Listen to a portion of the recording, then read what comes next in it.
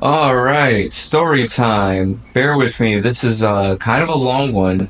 Um, so this one time, me and a couple of friends went to Otakon. And if you don't know what Otakon is, it's just a con based on animes, like a convention for anime and stuff like that. They have a similar one called Katsucon, but this one specifically was Otakon, and I believe it was Baltimore. So I had a friend of mine who's been planning on doing this for a while, and I'm not big on cons. Like, at least I wasn't at the time. I'm still not really all that big on cons, but I do have fun whenever I go to them.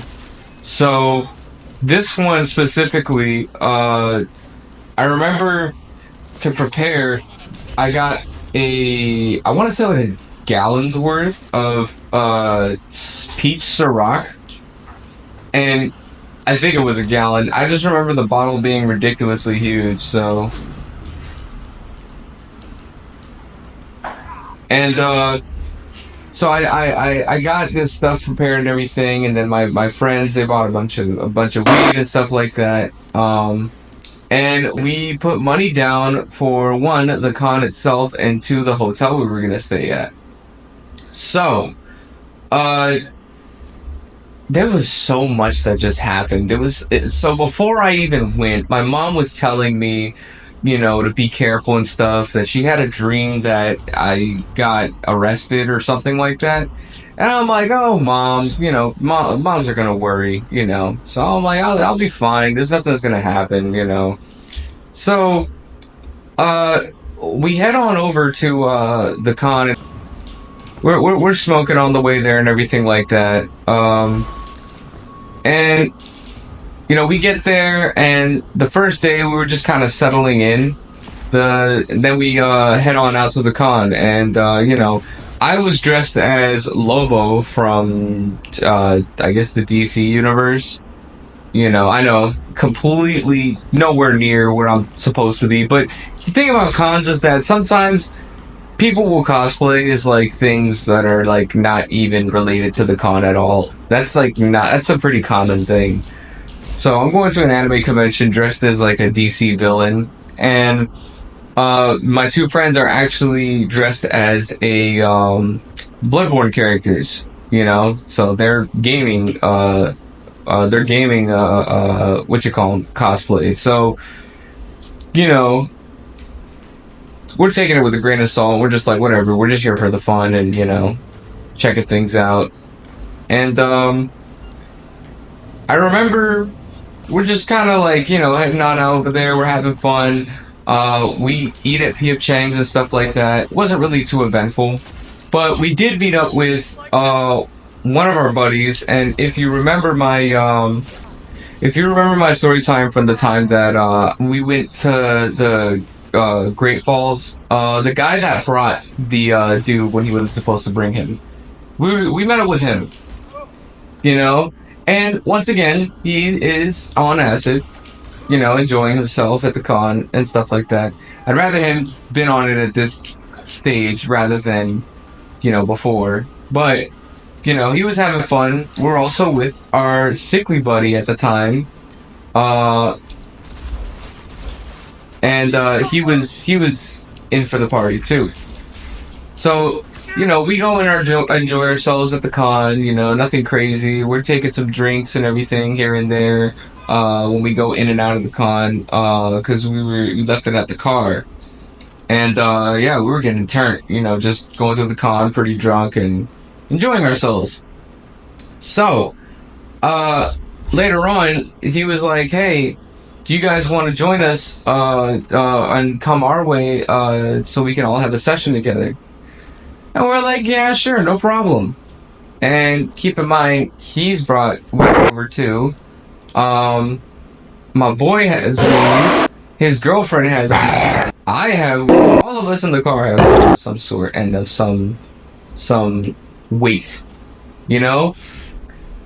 So he's like, how about like I'll drive to our hotel and we can all like hang out and stuff like that. And I'm looking at my boy and I'm like, you sure you want him to drive when he's on acid? I don't think that's a good idea. And he's like, nah, he'll be fine. You know, and I'm like, okay. And I felt a little uneasy. Like, I'm not really comfortable with this. I don't think he should drive on acid. But whatever, you know. He drove. So he drove and everything. And when we got in the car, good lord, this guy was driving like he has 5 stars on GTA. Like he has all the police officers right behind him and everything in a helicopter, and he's like dodging missiles. This guy was like, he was whipping the car like really at really sharp turns. He's making really sharp turns. He's not stopping at red lights. He's not stopping at the he's not stopping at stop signs. You know, he's hitting the gas a little too hard on hills. And at this point, he's pretty much hitting GTA stunt jumps. Like, he's just flying over the horizon and everything like that just to get to point B on some Dukes of Hazzard stuff. And I'm like, dude, slow down, relax, you know, it's not that serious, you know? And he's like, we just gotta get back. And I'm like, I don't know why he's rushing. Anyways, we get all the way to the hotel, and before we even get out of the car, like right when we pull up to the hotel, we see red and blue lights flashing right behind us. And I'm like, oh boy, he saw us. He saw us ran the stop sign at the very least. He saw us ran, you know, the red lights. He saw us hit those stunt jumps and barrel rolled into a picnic or something. But yeah, we were pretty much prepared for the worst, and we're like, shoot, like we're gonna get in like huge trouble, and like this is exactly what my mom dreamed happened. And you know, mom's intuition has a weird way of lining up with things. Like my mom will like, I don't know how, I think this is like a weird mom power, but I could be sitting here looking for stuff for like 3 hours, and she'd be like, did you check this place? I'm like, I checked that place like 5 times already, mom. And then she'll go check, and she'll be like, then why is it right here? And somehow she'll like make something atomize into existence. Like, I don't know. I don't know how moms do it, but, you know, yeah, my mom somehow predicted that we were going to get in trouble by police. Now, it wasn't exact. We didn't end up getting arrested. So this jabroni of a police officer lumbers over with his gut hanging out and his fucking hand on his gun and everything like that. And he goes, license and registration. And we're like, all right, you know, here's the license registration. And I'm just like, oh please, dude, don't. And the guy who was on acid driving, I'm like, please don't screw up in any way, please don't make yourself suspicious, like, come on, man. And you know, the officer goes over, he checks for like 30 minutes or whatever, and he comes back. And he doesn't go check for 30 minutes quite yet. He asks, do you know why I pulled you over? Or why I pulled you over? And he's just like, I'm not sure, officer, which is the wrong answer. In any situation where an officer asks you, just be honest, dude. The worst thing you can do is not be honest, because then if you look stupid, that's kind of questioning his intelligence. But we had, I guess, the best officer to question his intelligence for, because this guy clearly does not know how to do his job. I know he saw us run the red light, because he was not that far behind us, and run the stop sign. He was not, like, he was within the vicinity. I seen him before we got pulled over. And he goes, you have a crack in your little window here and everything. I was just like, seriously? Is he really about to let us, like, get off that easy by saying that there's enemy contact, a crack in the window? Really? enemy contact! So we're all kind of shocked, because we're like, we thought for sure that he would be arrested, that we would get arrested or get in trouble for something. You know, related to the way he was driving, or related to the smell of it in the car. But this is my theory. This guy is either lummox and just somehow managed to wiggle his way through police academy and become an officer, or give me another chance. or he's just he knows, and he's just letting us off scot-free for this, for whatever reason. Maybe he knows that, we're there for the con, we're just there to have fun and stuff like that, and he didn't want to be the guy to ruin everything. But I think that's pretty unlikely, but whatever. So he lets us go. The day continues. And we have our little session, we hang out and stuff like that. And then, I remember we head back. Now, this isn't just like a random story. There's a lot more that adds to this.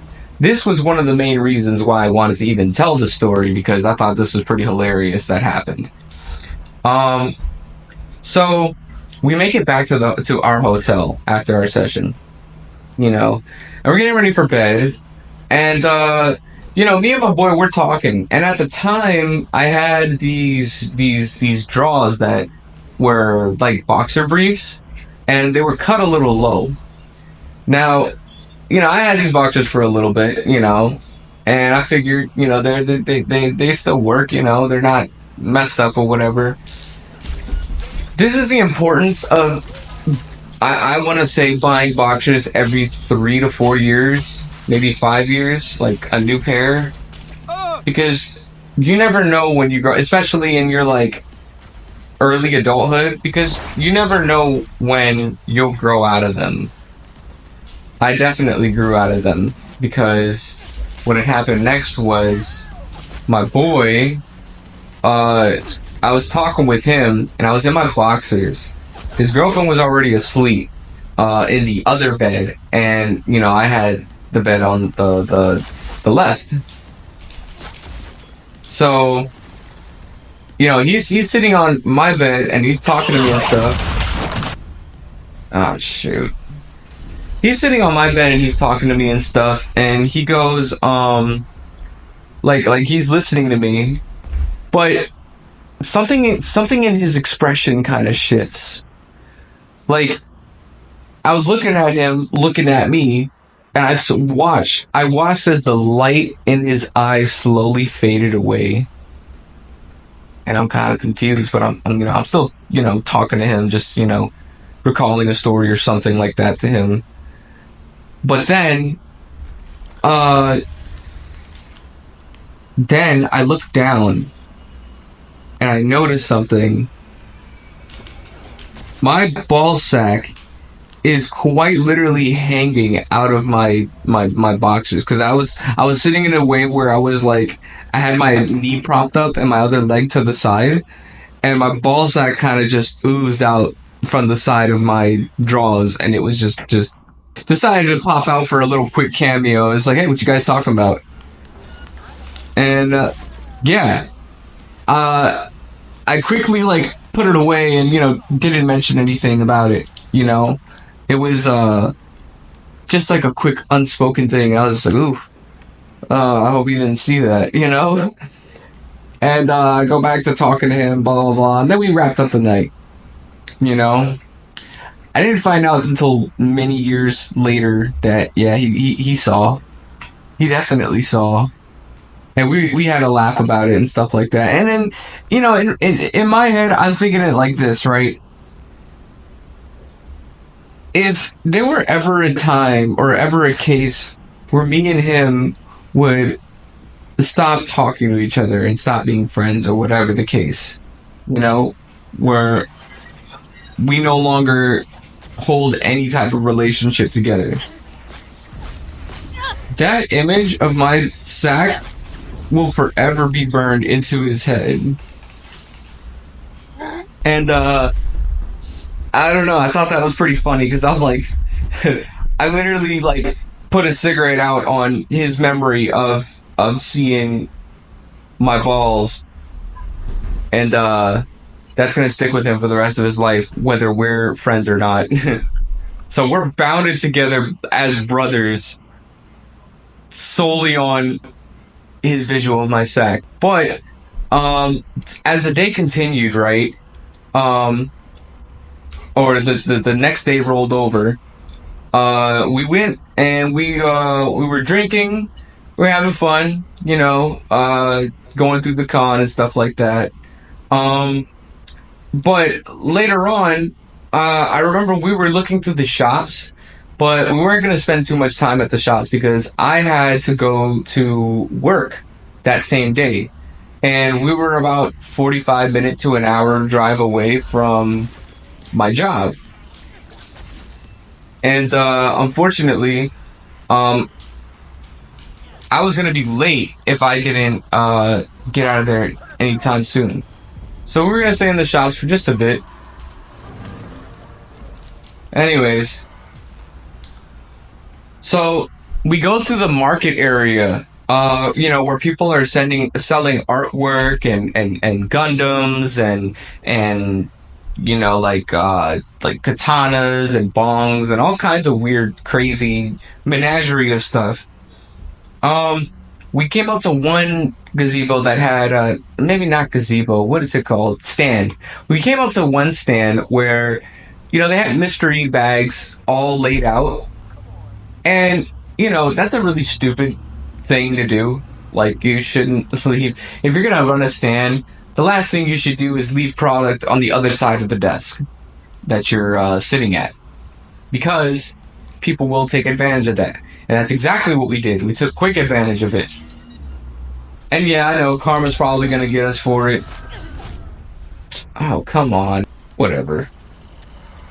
So we took quick advantage and we took the mystery bags. I ducked off somewhere with the mystery bags so that I wouldn't get caught. And they went the other way.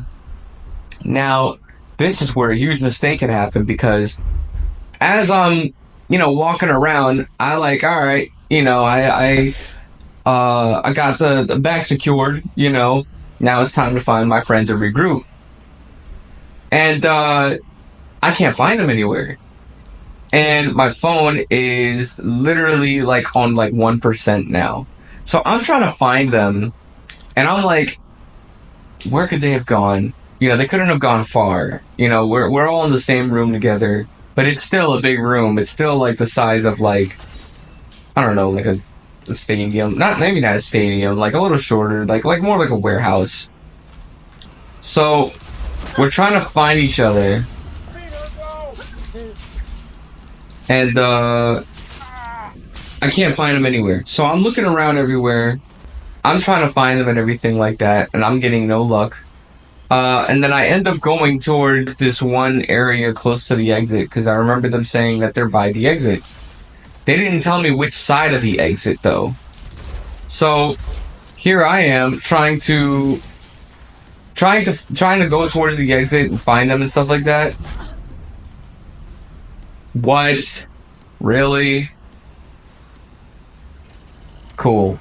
Anyways, so I'm trying to find them and stuff, and I go beyond these doors because I thought they meant they left. Because when you say exit, you're leaving, right? So I go on the other side of the door, and I don't see them on the other side. So I try going back, and then one of the guards had told me, "Oh, sorry, we can't allow re-entry." So I'm like, uh-oh. So I'm, what do you mean you don't allow re-entry? And they're like, we don't allow a re-entry because, blah, blah, blah, whatever the reason they told me. I don't really remember what they told me, but I do remember that they didn't allow re-entry, which was the main thing. And that really sucked because now I'm separated from my friends completely. My phone's dead. And I had to go to work soon. I was about to be late, really late, and I didn't want to be late. I don't like being late to my jobs usually. When I'm late, I usually try to call ahead. But this wasn't your average, oh, it's just a quick 30 minutes or something. No, I was going to be extremely late because we had to compensate for traffic. So, my phone's dead. I'm on the other side of the exit. I can't find them anywhere. I'm basically screwed because I know they're still on the other side looking through the markets. And I ran into one of my friend's art buddies who was there at the con. And, he was saying hi to me and stuff like that. And I'm like, dude, can I please borrow your phone? I just got to go on Instagram, text him, let him know where I'm at. So he does that, you know, and they thought that I was on the other exit, the other side of the exit, like by the exit, not through the exit. But yeah, I was through the exit. So I let him know, hey, I'm at the exit, blah, blah, blah, where are you? And then, you know, he didn't respond. And later on, he had told me that, yeah, I did go to the exit and everything. I didn't see you. And I'm like, which side? And then he was just like, the side that allows people to stay by. Like, the side that isn't progressing through the rest of the area. And I'm like, so you were still in? And he was just like, yeah. And I'm like, dude, whatever. You know, so eventually they came through the other side about 2 hours later. And we finally were leaving the con. Now, I will say this. Yeah, I suck. So later on they came through the other side. And now we're finally leaving. We're rushing and out and everything like that. Get back in the car, and we're looking through the mystery bags to see what we scored. And, you know, we got like a keychain. I think I got like a Beerus statue from Dragon Ball Super, which I thought was really cool because I do like Dragon Ball and stuff like that. But we got like little things. We got like a Demon Slayer thing. We got like a poster, some stuff. So, you know, we got a nice little menagerie of things. But one thing that stood out to us the most were these DVDs. We got 3 DVDs. And apparently they were hentai DVDs. I don't even know if I'm allowed to say that on this platform, but yeah, we got hentai DVDs. And I'm just like, score? One title was something of Two Thumb Tom. Like the Ventures or something of Two Thumb Tom. And on the cover you see this guy who's just literally like an inch tall, or like the size of a thumb, I guess. And he's shoot, man. He's like the size of a thumb, but not only that, he oh boy.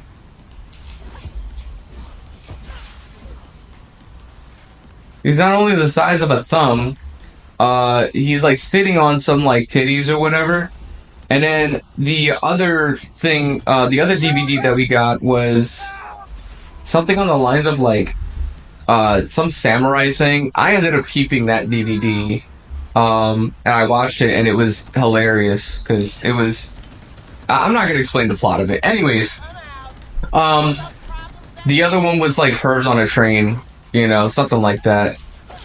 So yeah, we got some hentai out of it, which was pretty cool. You know, it was I ended up being 2 hours late to work, so that sucked definitely. But at the very least, you know, it was quite an adventure. Not gonna lie.